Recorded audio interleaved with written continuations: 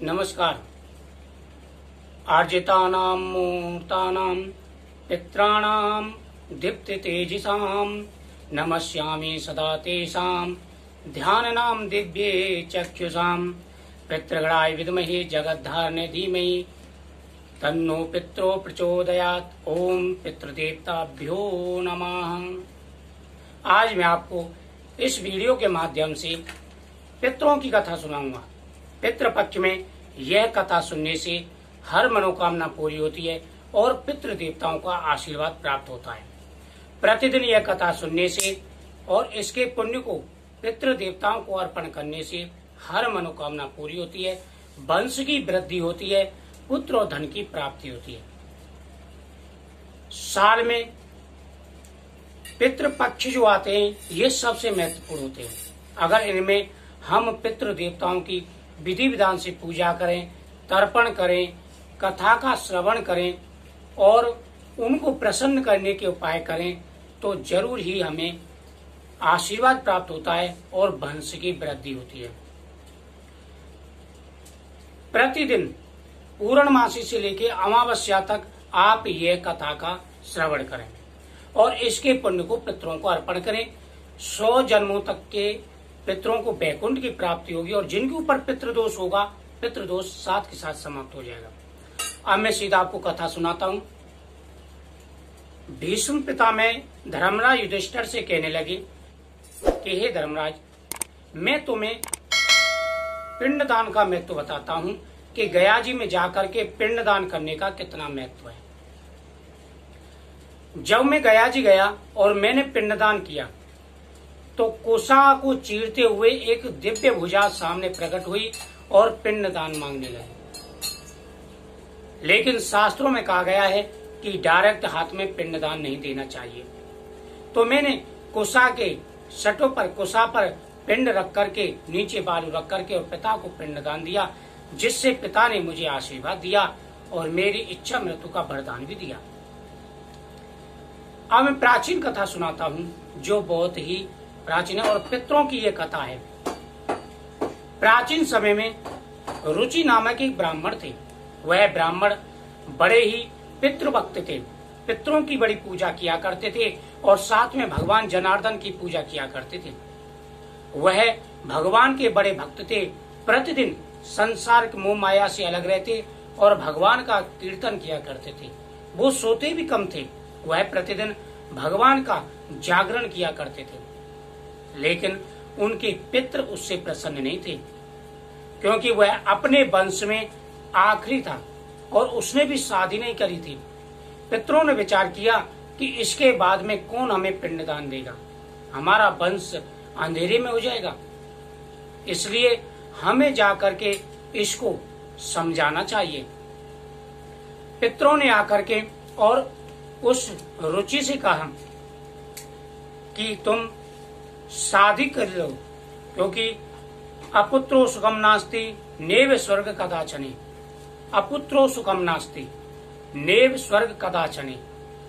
अपुत्रो सुखम नास्ति का मतलब होता है कि जिसको पुत्र का सुख ना हो और उसको स्वर्ग में स्थान नहीं मिलता है।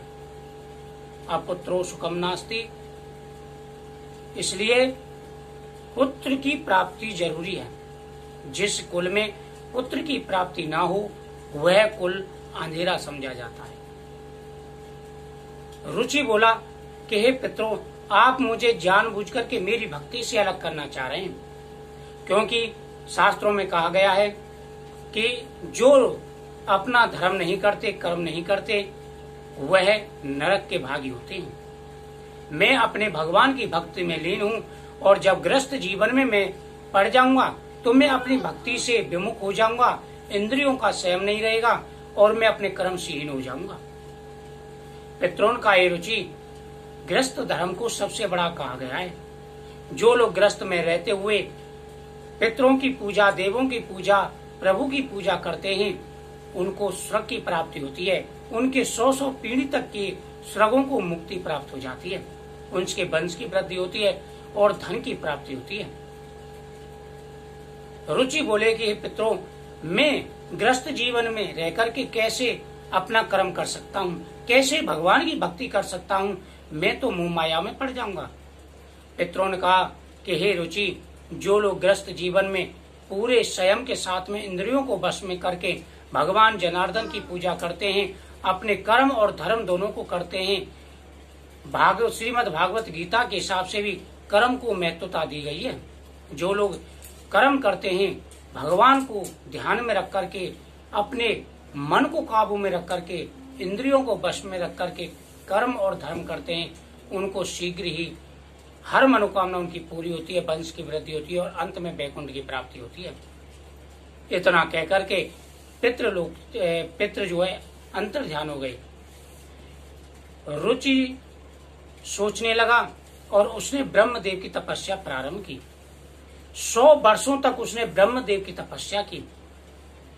100 वर्ष तक तपस्या करने के बाद में ब्रह्मदेव प्रसन्न हुए और ब्रह्मा जी ने कहा कि हे रुचि, तुम मुझसे वरदान मांगो। रुचि ने कहा कि हे प्रभु, मैं बुजुर्ग हो गया हूँ, मुझे कोई संतान अपनी कन्या देने के लिए राजी नहीं होगा, मैं ऊपर से गरीब भी हूँ, मुझे ये वरदान दीजिए कि मुझे सर्वगुण संपन्न कन्या की पत्नी की प्राप्ति हो। ब्रह्मा जी ने कहा कि हे रुचि, तुम प्रजापति बनोगी, सुंदर कन्या से तुम्हारा विवाह होगा और तुम्हारे सुंदर पुत्र पैदा होगा जिसका नाम मनु होगा और वह मनंतर का अधिकारी भी बनेगा। इसके लिए तुम्हें पितरों का आशीर्वाद लेना जरूरी है, तुम्हें पितरों को प्रसन्न करना होगा। रुचि ने नदी के किनारे बैठ करके पितरों की आराधना प्रारंभ की। तभी वहां पर बहुत ही तेजों में पुंज प्रकट हुआ। पितरों ने आकर के उसको आशीर्वाद दिया और उसी समय नदी से एक अप्सरा उत्पन्न हुई। उसकी मालिनी नाम की कन्या थी। उसने रुचि से कहा कि हे ब्राह्मण, मैं अपनी कन्या का विवाह तुम्हारे साथ करना चाहती हूँ। उसने वेदोक्त रीति के साथ में रुचि के साथ में मालिनी का विवाह करवा दिया। उससे समय आने पर मनु तेजस्वी पुत्र उत्पन्न हुआ जिसका नाम मनु था। वह मनंतर का साथ में मनंतर का अधिकारी राजा हुआ। यह कथा श्रवण करनी चाहिए और प्रतिदिन इस कथा को सुनना चाहिए। इसके पुण्य को पितरों को अर्पण करना चाहिए। इससे पितृ प्रसन्न होकर के आशीर्वाद देते हैं। पितृपक्ष में कई सारी बातों का ध्यान रखना चाहिए। पितृपक्ष में लहसुन प्याज का परहेज रखना चाहिए। पितृपक्ष में लड़ाई झगड़े से दूर रहना चाहिए। असत्य नहीं बोलना चाहिए। प्रतिदिन पीपल पर पितरों के नाम से जल अर्पण करना चाहिए। पितरों की श्राद्ध करना चाहिए। पितरों के नाम से गोग्रास निकालना चाहिए।